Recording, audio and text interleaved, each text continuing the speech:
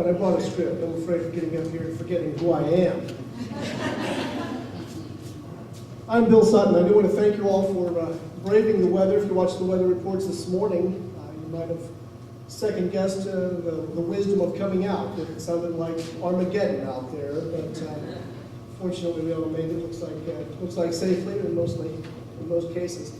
I am Bill Sutton. My wife and I, Lana, moved to Gardner in the last millennium, in 1998. My oldest daughter, who's also here, graduated from Gardner Edgerton High School. My younger son and daughter are currently in Wheat Ridge. So I have a vested interest in the success and the continuing success of our town. I'm a freelance writer, and I also load steel at Steel and Pipe Supply in New Century. Maybe there's a little too much emphasis on the free part of freelance.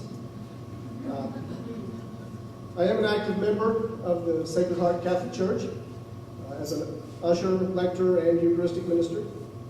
I'm currently the Grand Knight of the Knights of Columbus. My wife and I teach religious education to the freshmen and sophomore students, so I'm used to a tough crowd.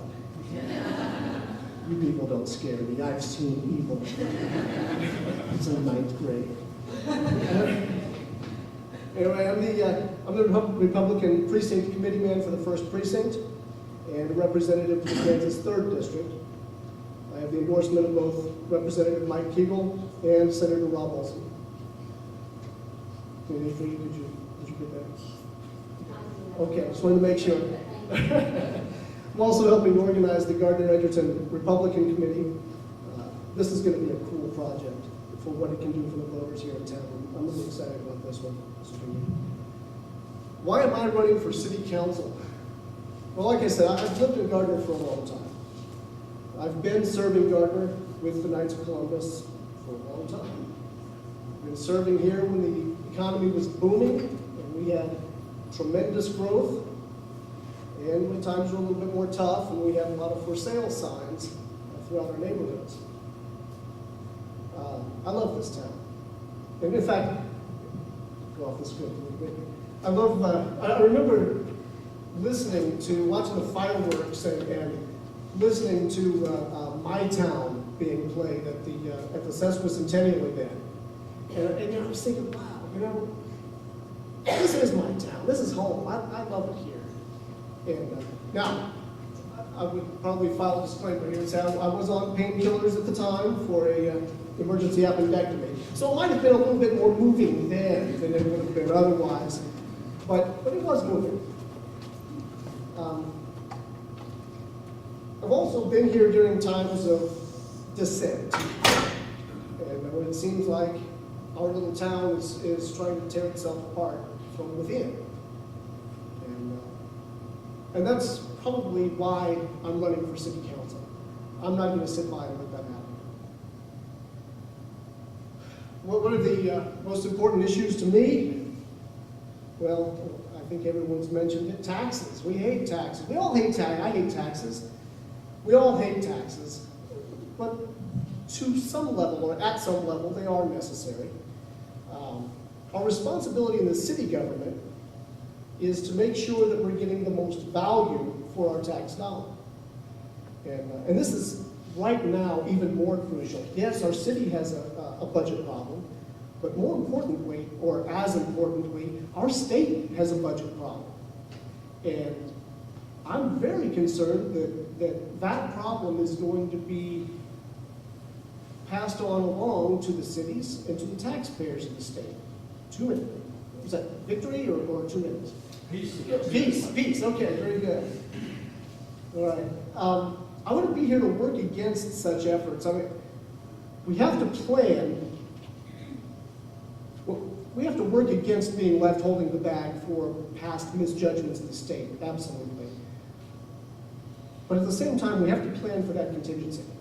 And we do that by watching the wallet, by tightening our belt. We have to make sure that the essentials are covered. Streets, electricity, water, safety, things like that. We have to make sure those are covered. And then look very closely at any other expenses to make sure that the taxpayers are actually getting a benefit for the investment in our town.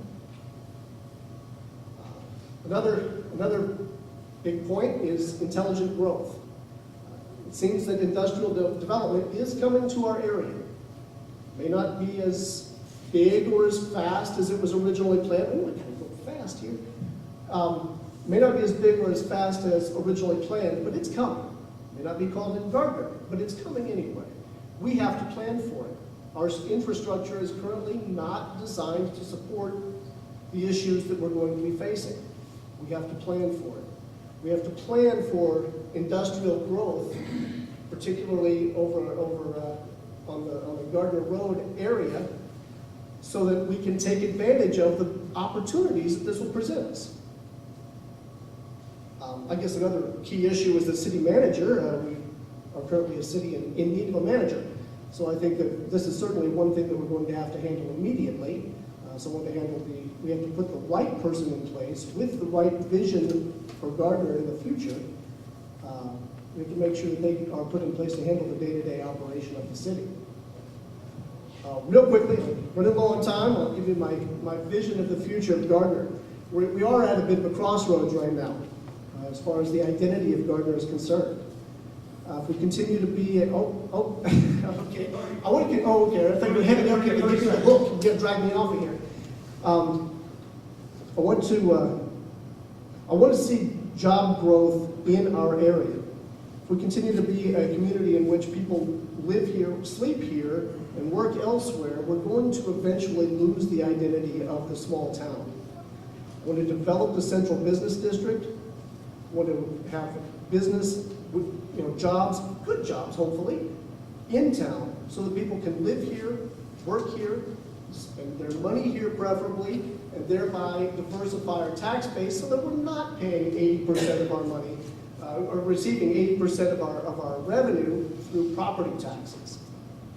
Right, that's my vision. I hope to gain your support for April 5th, and I thank you for the opportunity.